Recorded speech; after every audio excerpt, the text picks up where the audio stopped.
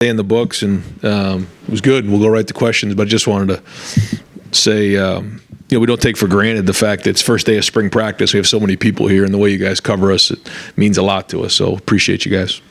All right, we're going to open up third row left, Dan Hope, 11 Warriors. Ryan, we saw Marv out there taking some reps at punt returner. Just kind of what's the thought process there? Yeah, well, with Emeka not going this spring, we're just going to put a bunch of guys back. It's hard when we're inside. So looking at the weather, I'm hoping to get outside some, and that'll give us a better feel for it. But always looking to build depth there at returner. And he's been doing it now kind of in practice a little bit here and there. And he's got really good depth perception. And so if we need him back there, we'll use him. And so not having a few guys at spring practice allows us the opportunity to, try new guys, to build depth down the road, and that's always healthy. But, I thought just seeing him back there today did a nice job. Is this a time where you look at a guy like Marvin and think, what else can we do to find even more ways to get him the ball? Yeah, absolutely. We moved him around today, did a bunch of things with him. We want him to grow as well. And everybody kind of comes into spring with a different plan of what they want to get done. We don't want to just be the same old stuff for Marv, so we're going to try to build his tools and his package. Front row, Dave Biddle, 24/7 Sports. Hi, Ryan. When you look at your depth at various positions, like on both ends of the spectrum, what are you happy with as far as the depth at certain positions, and what are you kind of concerned about at certain positions? I think when you look at our depth, I guess we'll start on offense, running back, receiver. I think that's pretty strong there. Tight end, we're building that depth. I feel pretty good about that. This is the first time we've had 3 quarterbacks, and we'll have a 4th one coming in the summer. I can't remember. It's been a while since we've had that many quarterbacks in, on scholarship. So that's good. Offensive line is certainly some guys we got to replace and build that. So that's an area where we got to focus on. On defense, up front, I feel good about the first group and a half, and I think we got to keep building the 2s and 3s. But we have some good young players there. Linebacker, again, same thing. I feel good about the first 3 or 4 guys, and then we got to keep building the depth there. Safety is something we brought. Jihad in, and we brought Davidson in at corner, so that helped with the depth. But I think we'll get a better feel for where everybody's at going into this year, probably by the time we get back from spring break and I get to put that first weekend, the first scrimmage on Saturday, we'll have a better idea there. But we're always trying to build depth because we know we're going to need it. We talk about this type of thing this time of year, and then we get in the preseason of, how are you going to get all these guys playing time? Yet eventually they all get into the game, So some areas, as they have experience, game experience. Others, we're trying to get that in practice. Sonny Styles, real quick, is he a guy that you look at, it's like we have to get a role for him? He needs to be a starter, or is he not there yet? I mean, you've seen what he can do in his first year. So, yeah, that he's, we're always trying to find the first 11 guys, and then we kind of build it from there. And, he's in the role that he played last year, stepping in after reclassifying and coming here in the summer. I couldn't have been more impressed with what he did. I think he's got a really, really bright future ahead of him. I think he can do a lot of things for us. So as we start to get into the spring, we're going to dive into some of the things that he can do for us. But he is a playmaker, and he's going to play a lot of football. Hey, folks, let's try to do one and done unless your follow-up pertains to your initial question. I just want to be able to get as many questions as possible. Clay Hall, WSYX. The Ole Miss transfer, you mentioned Davison. Yeah. Cornerback, do you expect him to start or have any idea about that? I think he wants to compete. So he's going to, and he'll have a great opportunity. And first day in the books today. So it's good. When you go through 8 weeks of a off-season program, it allows guys to build discipline and camaraderie and strength and a lot of things. But now it's time to go on the field. And without a great 8 weeks of off season, it's hard to have a good spring. But so many guys did. He came in, stepped in, and did a nice job establishing himself. Early on. And that's something that coming in from another program is not always easy to do. So he's done a good job of that. But it's going to be a good competition. I've been impressed with the off season that some of these guys have had. I thought Denzel's really had a really good 8 weeks and had a really good first day today. So I think that's been great. Seeing Jordan out there, Davidson will be out there. We got some good good guys back there, and I think they're all growing up. And so, as we know, I mean, that was an area that we got to make sure that we really take a big step in. And so it was a good first day today. We'll take a look at the film. Right behind him, Adam King, WBNS 10 TV. C.J. Stroud said at the Combine he wished he had used his athleticism a little more in college, run a little more. And I guess that kind of leads me to wonder, what is the ideal quarterback, when it comes to the vision of running versus passing? And then where does the quarterback race stand right now? Yeah, just day one in the books. But I think when you're looking at the, ideal thing, there isn't really an ideal. I think anytime a defense has to account for the quarterback, then you've got what you want done, in the run game, certainly. In the pass game, when you can create, extend, those type of things, it really, it's really the X factor, I think, on offense is when the quarterback can do that. So, you got to get a feel for what that is. How long do you stay in the pocket? When do you escape? When do you launch yourself for that first down? When do you protect yourself? Because it's a long season. There's a lot of factors and variables that come into it, and each quarterback's a little bit different. So, you think about, since I've been here, you had JT, that was a certain one. Then you had Dwayne. He kind of found his way, in that Maryland game. Then you had Justin.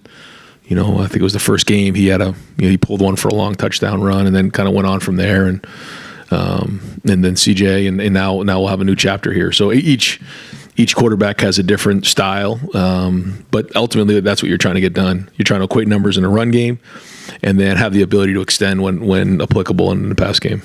With the quarterback race, how do you kind of set that up going into spring? Yeah, those guys are going to compete and get a bunch of reps, and that's what's great. And we're running 3 groups right now, so there's a lot of reps to go around. And just the first couple of days here, and then we'll go on break, and then we'll come back and really dig in. Far right field, Justin Holbrook, WCMH. What's your relationship like with Coach Knowles, year 1 year 2, having that full spring season, and now what are you looking for specifically that maybe you didn't think about last spring? Great relationship. He, for me, now seeing a full year of the defense, how it is installed, what it looks like, how it adapts over the year and the season, and then how it has the ability to adapt based on your personnel. So more familiar with it and, able to give more feedback. Front row right, Austin Ward, Rivals, dot in the eyes. Ryan, I don't know what you have it officially, but it seems like maybe the scholarship numbers on defense right now, the guys you have available, like maybe 29 or 30. Is that enough for you to do everything you want in spring, or is that something that changes plans? I'm just thinking like go and do inside drill. You don't want that number to get any smaller, I wouldn't think. Yeah, it's going to be good in preseason to get some of those guys who are coming in the summer here. But when you look at our numbers right now, we were able to run 3s. If we get some guys nicked up, we'll have to adjust, and that's something that's happened in the past. But right now, our numbers are pretty good. So, looking to have a healthy spring and hopefully continue to play with 3 groups. The same thing on offense with what you have Dallin and Chip to go, but Evan's still working back, Trave's still working back. Like a lot of reps for them, that's a benefit. But does it allow you to get done with the rushing attack what you want? Yeah, I think so. And I think so much of it starts up front, and then preseason will be big. We kind of look at the 2 spring and the preseason as an extension or together. So practice 1 of the preseason is really like practice 16 of spring practice. So while we're not going to have some of those guys, there's still a lot of work to be done. And again, it allows us opportunity to build some depth, and then look to get some guys back and get them in game shape as we head into preseason. Right next door, Tim May, Letterman Row. Ryan, it appeared, and of course we don't get to watch whole practices very much, but it appeared you were roaming a little bit more.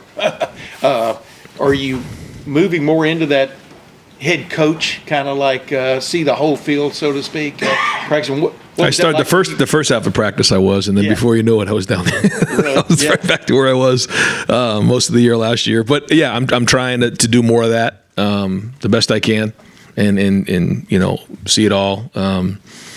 we have some technology where we're able to watch practice on a little bit of a iPad and then kind of watch it. And I was able to do a little bit of that and kind of bounce around a little bit. So the more I can do that, I think the better right now in spring. Yeah. Did you feel good? Did you like it though? I mean, doing that. Yeah. I mean, you have a bigger lens on everything, and you're able to see, from a big picture view. But it doesn't take long before I'm running over there and coaching up the quarterbacks. Yeah. Right next door, Joey Kaufman, Columbus Dispatch. Ryan, we saw Mitchell Melton out there doing some drills with the defensive lineman. He's somebody obviously didn't get to play last year. We're seeing his recovery and how's he coming along. And yeah, he's been cleared for individual drills, but we're going to kind of hold him to that for I think the majority of the spring, if not all the spring. We'll kind of see how that goes, but. We're hoping he can make an impact for us this year. He had a really, before the injury, we were excited about him, what he was doing. So he's got really good pass rush ability and really good strength and play speed. So we just got to be smart and make sure we're bringing him back the right way. Second row middle, Nathan Barrett, Cleveland.com. Obviously in the window that we saw today, a lot of just sort of basic quarterback stuff as you're kind of getting things started. Yeah. I was curious, is there a break today between things like that and when you get more competitive with it into more decision-making things? And how do you fold that into the spring? Because I assume that's going to be a huge part of the evaluation. Yeah, huge. The first few days without pads on is really just building the foundation. And anytime we've gone away from that, we feel like it's been counterproductive. You still kind of have to build and paint the bridge the right way. So that's what today was all about. Day one install really hasn't changed for 7 years here. We'll continue to do that and build it as we go. But quickly, as we get back after break, there'll be a lot of competitive situations and winner loser days. Did you say that when you come back from break, that first Saturday is the first scrimmage? Yeah. Yep, that's the plan. Was that the 25th, I think, right? That'd be a scrimmage. Is that the 25th? yeah, I think it is. Yeah. That's the 25th, yeah. That's the plan. Yeah. Right behind him, Tony Girdman, Buckeye Huddle. Ryan, the offensive tackle situation looked like Josh Pryor maybe starting out on the left side. As you were roaming around, how much were you watching the tackles, and what do you see from them this spring, and how comfortable do you feel with what you've got there? Well, we moved Josh to left. We felt like he had enough experience. He felt comfortable making that move. We'll see how that goes as we start to put the pads on it. It's hard with no pads, just point of contact. But watching him move his feet, that was really good. We see Zen and Tegra, at the other side. And so, watch the film, kind of see where they're at. Carson's at center there, Vic's at center. So first day, it's kind of hard to tell, but I don't think anybody looked out of place. And they're going against a good front, JT and Jack and Tyleek and Ty. We're gonna get a great evaluation as we head through 15 practices. Fourth row right, Spencer Holbrook, Letterman Row. Ryan, it looked like Dallin's bulked up a little bit, put a little bit of weight. I think the roster has him 8 pounds heavier. I don't know if that's accurate, but what did you see from him this winter that makes you think that he's ready to take the next step, especially with Trey and having to be out this way? Anytime you come in that first year and you get thrown to the fire like he did, there's a lot going on for you. I thought he handled himself really well, and when we needed him, he stepped in and played. Anytime you're into year two, like you said, physically, you get stronger. Emotionally, you understand it better. Mentally, you understand the scheme better. So it just starts to slow down, and you're able to play faster. And so, into year two with game experience under his belt. So, hopefully, all those things add up to more playing time, more production. Apprehension is the right word, but it seemed like there was some hesitancy to play him a little bit down the stretch there in the season. But what do you need to see from him this spring that kind of clears those concerns and make you think, okay, he could be a guy that we need to rely on? Just keep building. Just being consistent with assignments and knowing exactly what you're doing in the pass game and a run game across the board. And all indications are he's going to be able to do that. Second row right, Bill Landis, Rivals. Right, you have a second-year group of receivers that didn't play a whole lot last year. Thurman, just looking at him out there, the size and the way he moves, you don't want to put too much on a young guy, but just when you see it and what you know in recruiting, what are the possibilities there? Yeah, I'm again, it's hard to tell early on, but he has all the tools. Tight end is a developmental position. There's a lot that goes on with tight end. I mean, you're talking about, you got protection, you got blocking, you got route running. I mean, there's a lot going on in day one for a tight end. But all the tools are there. His mentality and competitiveness we've seen in the last 8 weeks. So, this is a guy who just needs a ton of reps. And the more reps he gets, the better he's going to be. But all the tools are there. Fourth row middle, Pat Murphy, 24/7 Sports.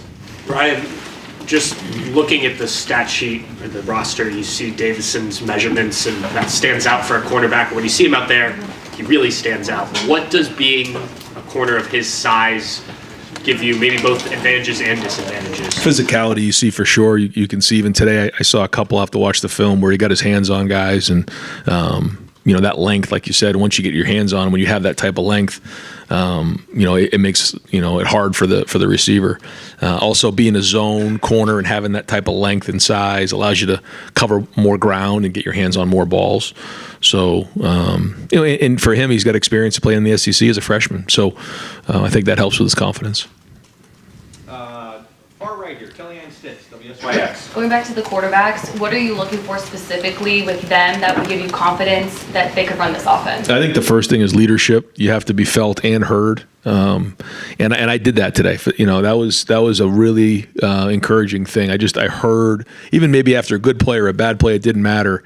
Good leadership out there, because at the end of the day, it's our job to as quarterbacks to lead the team and to drive teams down, or drive the team down the field and score touchdowns. And being that leader is critically important. I feel like we're going to have a great supporting cast. So, the quarterback doesn't need to be superhuman. He just needs to do his job, make routine plays routinely, and then it'll build from there. But the number one thing we're looking for is leadership and toughness. Bill Rabinowitz, Columbus Dispatch. Travion had foot surgery, obviously, in, I think, December, and he was not expected to do anything. He was out there, at least, he didn't do the individual drills, but he was out there at least running at the start of warm-ups. Where does he stand right now, and what do you see from him so far? We've had to keep him out of things. There's been a time where he jumped in mat drills with the boot on. He's dying to get out there. He's very competitive. So, yeah, Mick had to grab him and take him out a couple times, I think. But he's itching to get out there, and he's not ready to go right now. We'll continue to evaluate as we go, but I think his rehab's gone well, and his attitude's been unbelievable. I think the guys appreciate his positiveness, because when you get injured and you get down, it can wear on you a little bit. But you haven't seen that with him. He's been a positive influence to his teammates and to his unit. So. He's had a really good offseason, especially with his rehab. So we're anxious to get him back on the field soon. I just don't know if it'll be this spring yet. Second row left, Stephen Means, Cleveland.com. You guys have done this in the past where if guys are early enrolled, they're still heavily involved in what's going on. With Lincoln not being here, is he one of those guys, is Brandon or some of these guys involved even if they're not here right now? Yeah, Lincoln is finishing up. I think he's making a run to state basketball championship. So we're just, making sure he can focus on that. That's important to him. But at the same time, we're also getting him some of the offense. And then once the basketball's over, he'll come in and spend a few days with us watching practice. So I think that'll be good. But with Brandon, he's been getting with Coach Hart and kind of learning the offense. And so we have a plan. Calvin, same thing with Coach Walt. We have a really good plan in place. Guys have to send us some videos of their workouts.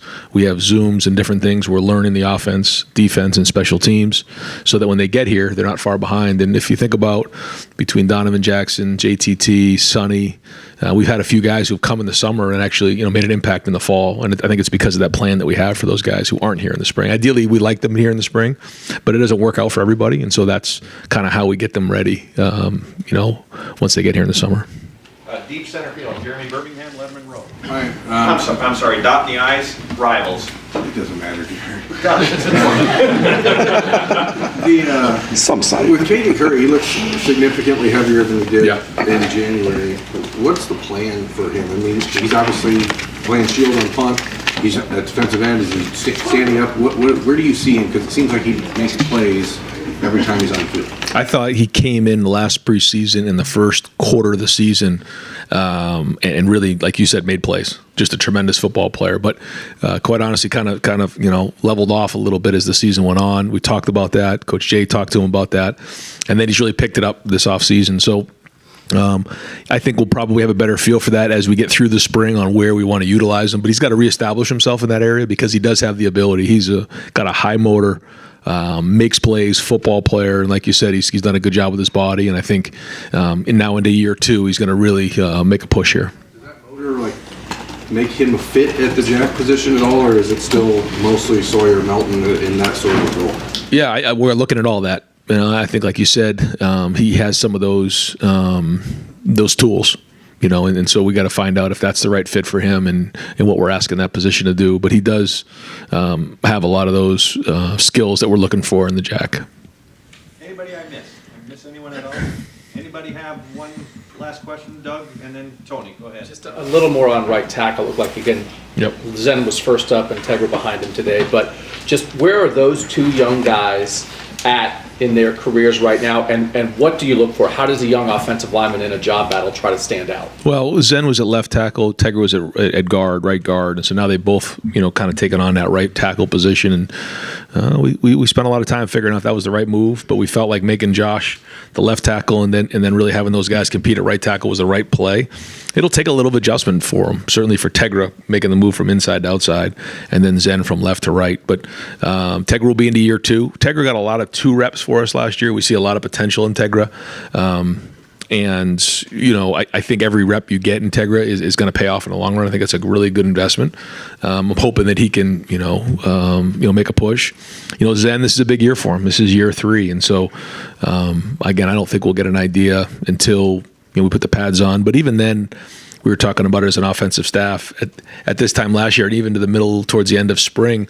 Our guys had a hard time blocking our front. And I think they did a great job, closing the gap throughout the summer. And Shoe Paris has now got a chance to be a top 10 pick. So there's a lot of work to be done, but certainly those guys are going to have to step up. And this is a great opportunity for them to do it over the next 15 practices. And final question, Tony?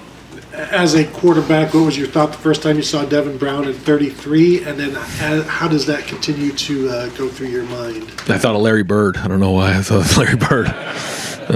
No, he came in, asked, he said that was something that he's done for a while. His family was in something that was important to him. And I said, okay, you're going to stick out a little bit. You all right with that? He said, yeah. And I said, as long as you guys are good with it, I'm good with it. So he's going to take a run at 33.